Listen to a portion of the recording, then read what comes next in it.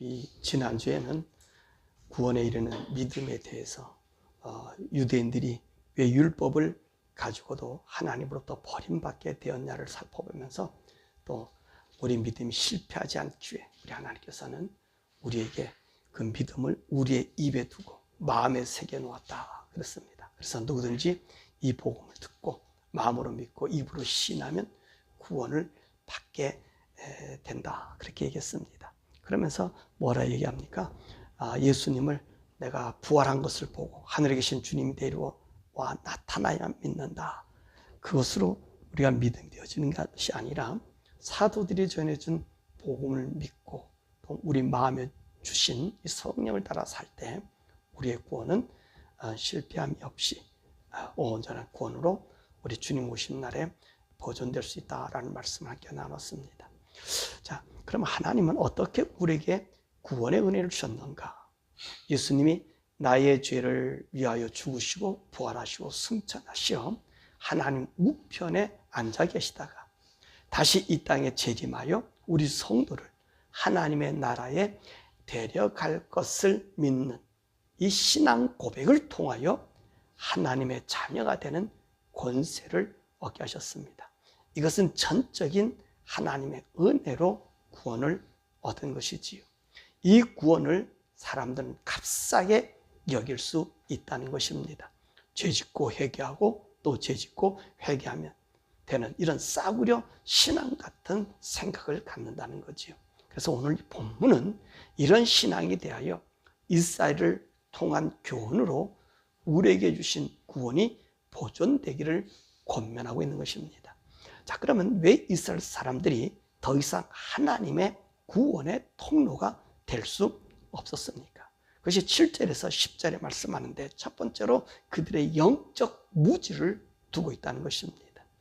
이들은 하나님께서 자신을 선민으로 삼아준 것이 영원하다고 생각했습니다. 그래서 이들에게 교만심이 차올라 완악한 자가 되었다고 말씀하십니다. 그들의 심령이 혼미해졌고 보지 못할 눈과 듣지 못할 귀를 가지게 되었습니다. 이로 인해서 예수 그리스도를 그리스도로 받아들일 수 없게 되었다는 것입니다. 하나님께서 이스라엘을 통하여 온 세상이 복받는 길을 주었지만 오히려 그 하나님의 계획을 가로막는 역할을 했다는 것입니다. 그래서 9절 10절의 말씀 보니까 이 다윗의 말을 인용해서 또 다윗이 이르되 그들이 밥상이 올무와 덫과 거치는 것과 봉이 되게 하옵시고 그들의 눈은 흐려보지 못하고 그들의 눈은 항상 굳게 하옵소서.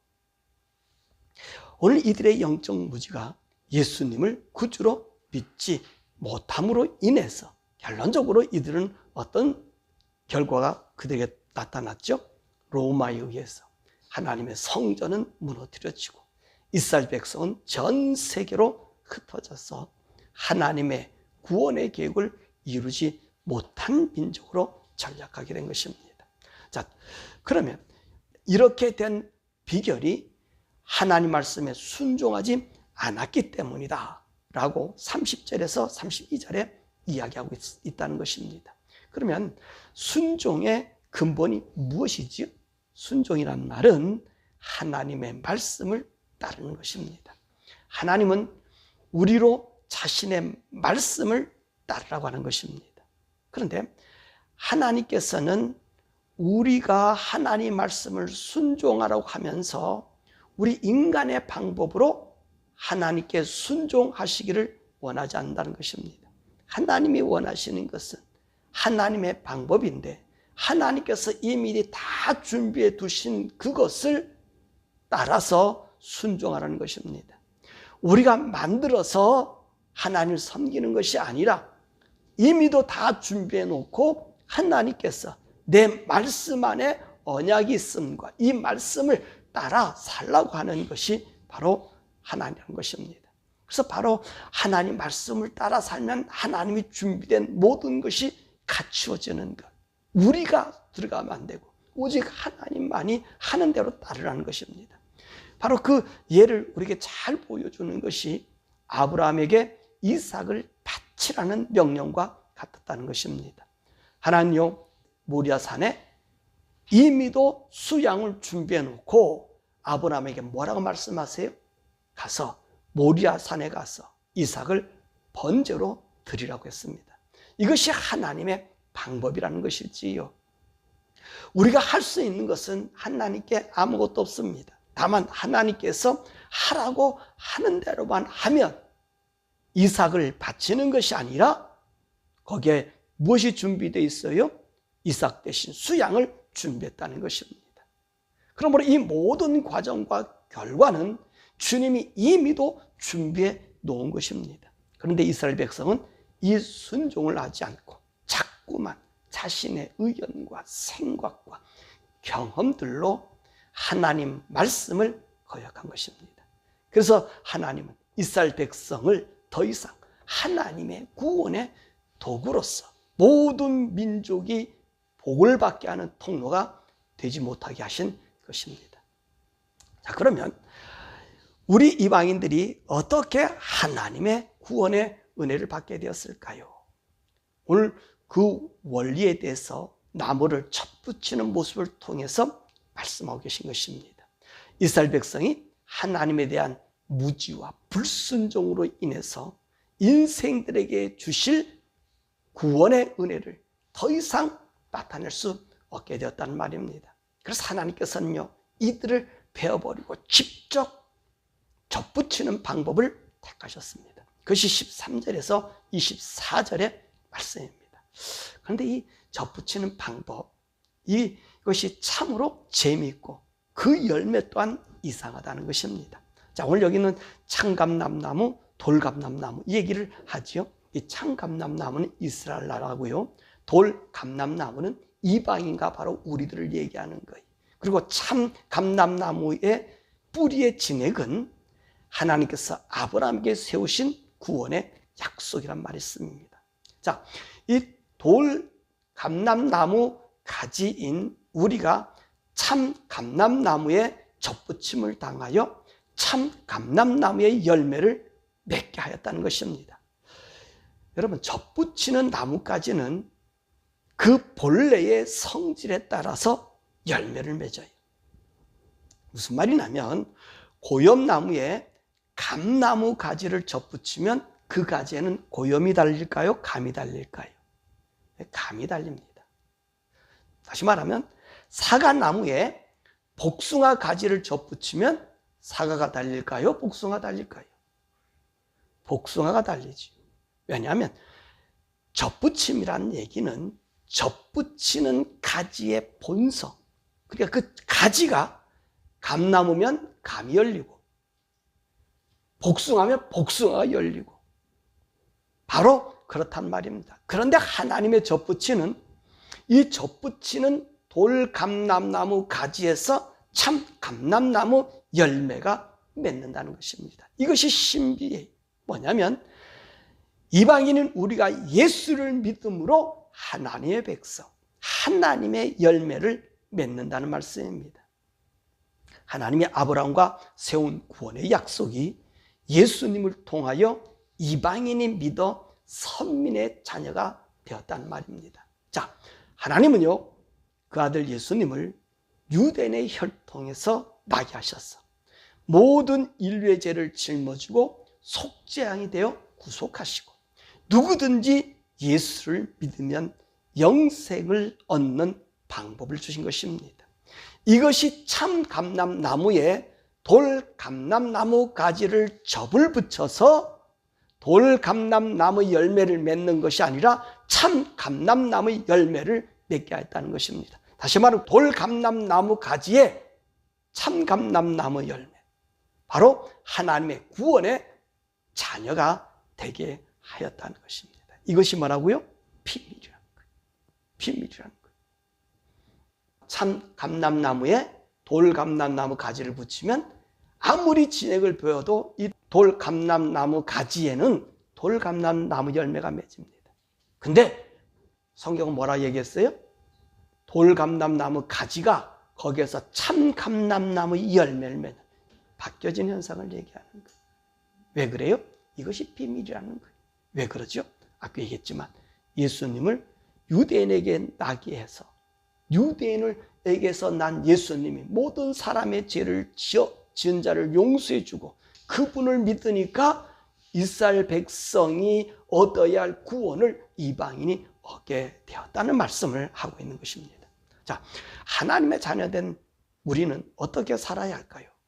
하나님께서 구원의 원조로 부르신 이스라엘조차도 배워버렸다면 이방인인 우리는 어떻게 살아야 하겠냐는 것입니다. 예수님의 십자가의 구원의 은혜를 값없이 받았다고 해서 이 은혜를 싸구려로 취급해서는 안 된다는 것입니다. 예수님의 이름으로 죄 용서 받았고 그 이름이 남용되어서는 안 된다는 것입니다. 하나님의 은혜를 헛되이 받지 말라 그렇게 말합니다. 그러므로 우리는 하나님의 온전한 구원의 길을 이루어 가야 한다는 것입니다. 왜 그럴까요? 하나님의 이 언약의 백성 이스라엘이라고 해도 하나님의 뜻이 떠났을 때에는 가차없이 그들을 징벌하셨습니다. 그들의 가지를 꺾으셨단 말입니다. 그래서 21절 말 아닙니까? 이들에게 하나님의 구원의 은혜를 누리지 못하게 하셨습니다. 그리고 이들에게는 이방인이 받을 저주를 지금까지 받고 있다는 것입니다. 그러므로 우리가 하나님의 은혜를 저버리고 이슬과 같이 하나님을 등한히 여기면 어떤 결과를 얻게 될까요? 성경은 뭐라고 말씀하고 있죠? 로마서 11장 22절에 보니까 그러므로 하나님의 인자하심과 준엄하심을 보라. 넘어지는 자들에게는 준엄하심이 있으니 너희가 만일 하나님의 인자하심에 머물러 있으면 그 인자가 너희에게 있으리라. 그렇지 않으면 너희도 찍히는 바 되리라. 왜 찍힘을 받는다고요? 22절에 인자하심에 머물러 있지 않기 때문이라는 것입니다. 그러니까 인자하심이란 뭡니까? 하나님의 호의, 하나님의 선의, 하나님의 친절이라고 표현하고 있습니다. 하나님의 구원의 은혜 안에 있으라는 말이지요. 즉 나를 구원해 주신 구속의 사랑 안에 우리가 항상 머물러 있어야 함을 말씀하고 계신 것입니다.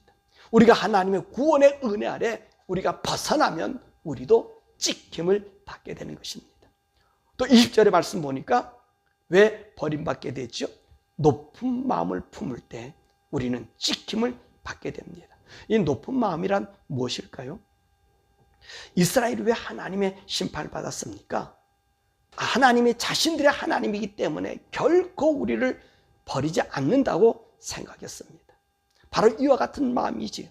나는 하나님께 구원을 받았기 때문에 어떤 일을 해도 괜찮다라는 마음입니다. 이게 마치 구원파들의 생각입니다. 아닙니다. 20절 마지막에는 무엇라고 말씀하고 있죠? 도리어 두려워하라. 이 두려워하라는 말이 무엇입니까? 하나님의 구원의 은혜를 가볍게 여기지 말라는 말씀입니다. 늘 하나님의 구원의 은혜를 되새기면서 감사하고 또 감사하며 그분의 은혜 안에 살라는 말인 것입니다. 이것이 겸손한 마음이요 정결해지는 비결인 것입니다. 그래서 바울은요 빌립보서 2장 12절에 뭐라 말씀하셨어요? 두렵고 떨림으로 너희의 구원을 이루라. 그렇게 말씀하신 것입니다. 자, 이 언약의 백성 이스라엘은 그럼 영원히 멸망을 받을까요? 본문은 그렇지 않다라고 말씀하십니다. 왜 그럴까요? 하나님의 약속은요 결코 변하지 않습니다. 하나님은 이 아브라함과 그 자손을 통하여 하나님의 구원을 온 세상 족속과 민족들이 받을 통로가 되게 하신다는 약속하셨습니다.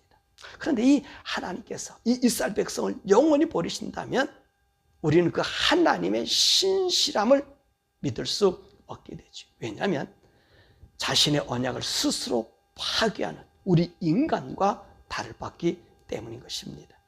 하나님이 하나님 되신 것은요 절대 무하고 오류, 잘못이 없어야 됩니다. 그런데 자신이 선택한 백성을 버린다면 그분 자신의 신뢰성이 문제가 된다는 것입니다. 그래서 하나님은 이스라엘 백성을 영원히 버리지 않습니다. 하나님 이들을 다시 회복시킵니다. 언제라 그랬어요? 25절에 그 말씀해 주고 계십니다. 이방인의 충만한 수가 들어오기까지. 다시 말하면 이방인들이 구원받을 사람으로 가득 찰 때 이스라엘 사람들이 하나님으로 백성으로 돌아오게 된다는 말입니다. 그럼 그때가 언제쯤일까요? 이때는요, 예수님이 이 땅에 오시기 직전의 일입니다. 그때 이스라엘 사람들이 예수님을 자신의 메시아로 알게 된다는 것입니다.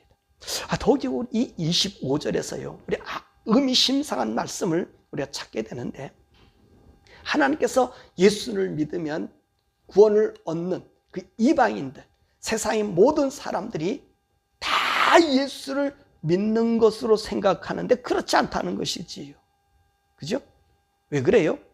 마치 이스라엘 사람들이 하나님이 그들과 함께 있어도 그 하나님 믿지 못하는 것과 같다는 거예요. 그래서 이방인이 어때? 충만한 수라고 얘기했어요. 이방인들이 다 구원받는다고 성경은 얘기하지 않았어요. 이방인이 다 구원받으면 끝날 텐데 이방인들이 구원받지 못하고 구원받는 수가 있다는 것입니다. 하나님의 구원이 쉽다고 해도 모든 이방인들이 다 예수를 믿지 않는다는 것입니다. 다만 얼마 만에 이방인이 예수를 믿는다는 사실이지. 그래서 데살로니가 후서 3장 2절의 말씀 보니까 믿음은 모든 사람의 것이 아니다. 하나님이 우리에게 값없이 구원을 베푸셔도요, 모든 인생들이 예수님을 구주로 믿는 믿음에 거하지 않는다는 말입니다. 그러므로 우리가 예수님을 구주로 믿는다는 것은 참 우리가 하나님의 은혜 속에 또 은혜 위에 우리가 있다는 것입니다. 이처럼 이스라엘의 구원이 이방인의 수가 찰 시기인데 그 시기가 언제쯤이라고요? 오늘 계시록 6장 9절에서 11절에 말씀해 주고 계십니다. 계시록 6장 9절 11절에 보면 다시 다섯째 인을 떼실 때에 내가 보니 하나님 말씀과 그들이 가진 증거로 말미암아 죽임을 당한 영혼들이 제단 아래 있어 큰 소리로 불러 이르되 거룩하고 참되신 대주제여 땅에 거하는 자들을 심판하여 우리의 피를 갚아주지 아니하시기를 어느 때까지 하려 하시나이까 하니 각각 그들에게 흰 두루마기를 주시며 이르시되 아직 잠시 동안 쉬되 그들의 종들과 형제들도 자기처럼 죽임을 당하여 그 수가 차기까지 하리라 하더라. 뭐라 그랬어요? 그 수, 이방인의 수가 찰 때 유대인들은 하나님께서 구원의 길을 열어주신다고 말씀하십니다. 바로 이때가 언제라고요? 예수님의 재림의 시기가 임박할 때. 바로 이때가 언제냐면 나팔장이 불 때 바로 그 직전에 이들에게 구원의 길이 열린다는 것입니다. 자, 이스라엘 나라가 구원받을 때 이 세상은 어떤 일이 생겨질까요? 이 세상은요, 이 적그리스도를 통하여 세계의 평화와 안정을 찾고 세계는 적그리스도 중심으로 단일 정부가 생겨지게 됩니다. 그리고 예루살렘은요, 이스라엘 나라가 바라던 그 성전이 재건돼요. 이스라엘 사람들이 하나님의 성전에서 이 광야에서 성막에서 또 솔로몬 성전에서 수르바벨 성전에서 헤롯 성전에서 하나님을 경배하는 일과 같이 성전 예배가 다시 재부활이 됩니다. 이때 적그리스도가요 예루살렘에서 자기의 평화로 말미암아 예루살렘 성전이 세워졌기에 그곳에서 자기가 메시아임을 선포합니다. 이때 유대인들이요 이 새로 지은 성전에서 이 적그리스도를 메시아임을 받아들이고 그를 왕으로 모시는데 아뿔싸 이 적그리스도가 이 성전에서 자기가 메시아로 선포되는 순간서부터 어떤 일이 생겨지냐면 이스라엘 나라 백성들에게 성전에서 예배하는 것을 금해버리고 자신을 경배하라고 합니다. 이때 이스라엘 사람들이요 이 적그리스도가 메시아가 아님을 알고 자기들의 조상이 죽인 예수님이 참 그리스도인 것을 비로소 알고 회개한다는 것입니다. 바로 이때 이스라엘은 구원받게 됩니다. 그런데 말입니다, 적그리스도를 알면서 그들은 여전히 옛 조상의 예수님 우리 구주라고 하는 사실을 모든 이스라엘 사람들이 믿지 않는다는 것입니다. 계시록의 말씀 보니까 오직 각 지파에서 12,000명씩 12지파인 14만 4천 명만이 예수를 믿어 구원의 대열에 들어간다는 것입니다. 바로 이때 하나님께서 이스라엘에게 구원을 받을 마지막 기회를 주시는 것입니다. 그래서 하나님이요 자신의 신실하심을 보여주시는 것입니다. 자, 오늘 말씀 마치면 우리가 하나님의 구원을 온전히 받아들이고 이스라엘 백성처럼 하나님의 구원의 은혜의 자리에 떠나지 않을 방법이 무엇일까? 여러분, 무엇일까요? 바로 성령님의 인도하심입니다. 성령님의 인도하심만이 우리로 겸손하게 만들고 하나님 말씀에 순종하게 하며 하나님의 뜻이 우리 삶에 나타나게 됩니다. 왜 이스라엘 백성이 하나님의 구원의 은혜에서 멀어졌을까요? 하나님의 사랑에 머물러 있지 않고 도리어 교만하여 높은 데 마음을 두고 있어서 하나님을 망명되게 하였습니다. 왜 이들이 그렇게 하나님 망명되게 했을까요? 성령님이 저들에게 있지 않았기 때문에 그렇습니다. 자, 왜 예수님의 제자들이 예수님의 말씀을 듣고도 깨닫지 못했을까요? 그리고 또 그들은 결코 예수님을 배반하지 않고 같이 죽겠다 해놓고 다 도망갔을까요? 왜지요? 그들에게 성령이 임하지 않았기 때문에 그렇습니다. 이처럼 이스라엘 백성이 성령님의 말씀을 따라 하나님께 순종하지 아니하고 지금도 율법에 매여 자신의 의를 적용하고 있습니다. 율법을 따라서 자신의 죄를 발견하고 씻으려고 하고 있습니다.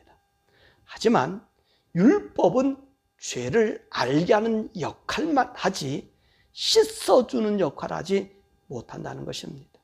율법이 온전히 지려면 반드시 뭐가 있어야 되죠? 성전이 있어야 한다는 것입니다.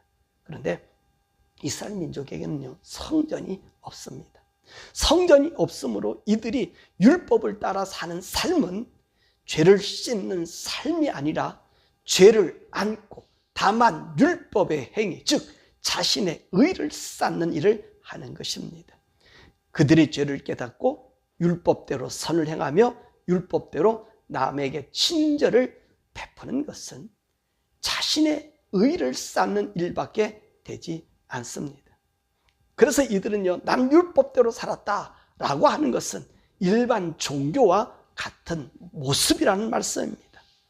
율법은 반드시 성전이 있어야 하는데 우리 예수님은 이 성전을 돌 위에 돈 하나도 남기지 않고 없어진다고 하여 이 성전이 AD 70년에 완전히 무너져 없어진 것입니다.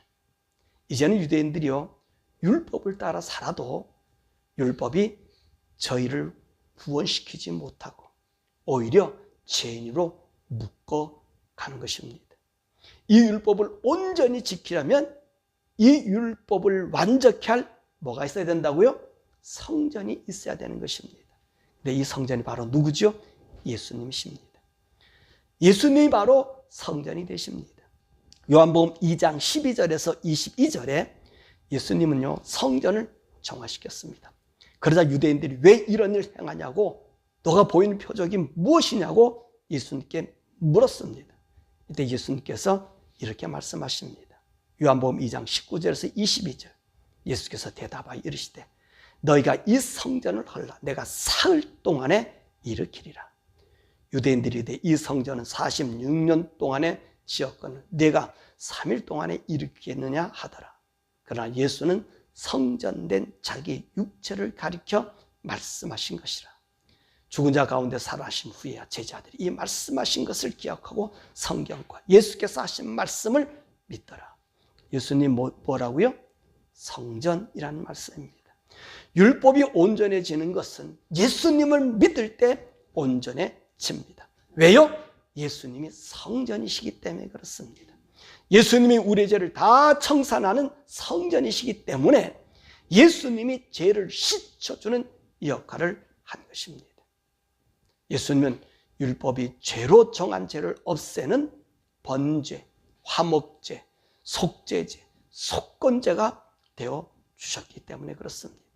그래서 예수님을 믿을 때만이 율법이 우리에게 정죄하던 죄가 예수님으로 말미암아 사해지고 죄 없는 자가 되는 것입니다. 그래서 예수 안에는 정죄함이 없다는 말씀이 바로 이 말씀입니다. 예수님은 율법의 완성, 율법의 받침이 되었다는 말씀도 바로 이 말씀인 것입니다. 율법은 우리를 죄로 정하여 죄를 성전의 번제단에서 속죄하듯이 우리의 죄를 예수님이 나무에 달려 속죄제가 되시고 속건제가 되시고 화목제가 되셨어. 그 완전한 번제가 되셨기 때문에 율법이 지적한 죄는 더 이상 효력을 발생하지 못하고 예수의 피로 소멸되는 것입니다. 그래서 율법이 요구하는 의를 짐승을 통하여 깨끗하여졌듯이 우리 예수님을 통하여 우리가 깨끗함을 받아 정결한 자로 하나님의 아들로 받아들여지게 된 것입니다. 그래서 예수님은 율법의 마침이요 율법이 지향한 죄의 지적, 즉 율법의 저주를 그의 몸에서 끝내셨기 때문에 예수를 믿으면 율법을 완성하는 것이요 예수를 믿으면 율법의 저주를 극복하는 것입니다. 또한 예수를 믿으면 예수님이 성전이기 때문에 예수를 믿는 사람들에게는 하나님의 성전이 그들 마음속에 들어가게 됩니다. 우리가 죄를 씻음 받을 수 있는 길이 열린 것이지요.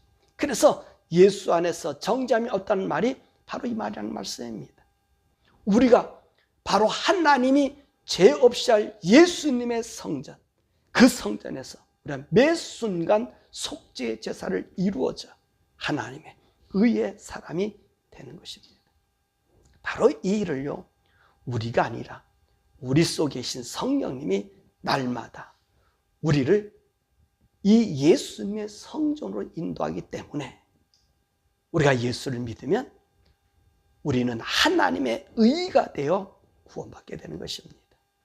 왜 그러죠? 우리가 날마다 성령이 인도함 받아 여러분들이 예수님 앞에 속죄의 제사를 드리잖아요. 바로 이것이 바로 하나님께서 우리들에게 구원의 은혜를 주기 위한 하나님의 방편이라는 것입니다.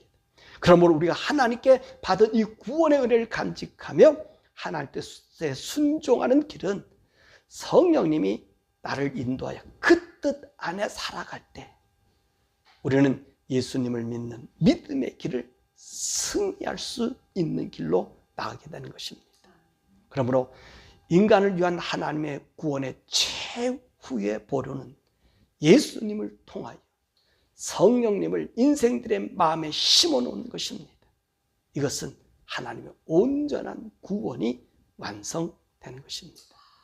이 하나님의 구원의 은혜를 헛되이 저버리지 말고 이스라엘 나라 사람들처럼 하나님의 선민의 은총을 잘못 오인하여 하나님을 욕되게 함으로 구원의 길에서 멀어졌던 것처럼 되지 말고 여러분도 날마다 내가 예수를 믿었으니 내가 예수를 불렀으니 하나님의 자녀가 되었다는 이 잘못된 오만에서 벗어나서 날마다 십자가의 구원의 은혜를 간직하고 성령님의 인도함 받아서 내 속에 있는 하나님의 구원 예수님 날에 피 흘려주신 이 피의 구원의 역사 이 구원을 두렵고 떨림으로 이뤄나가는 우리 성도가 되어 우리 주는 오신 날까지 성령님 나의 인도자가 되어주시고 성령을 따라 살았어 우리 온 영과 혼과 육이 거룩함으로 우리 주님을 맞이하는 하나님의 구원이 여러분 속에 성취되는 모두가 되길 주님의 이름으로 축원합니다.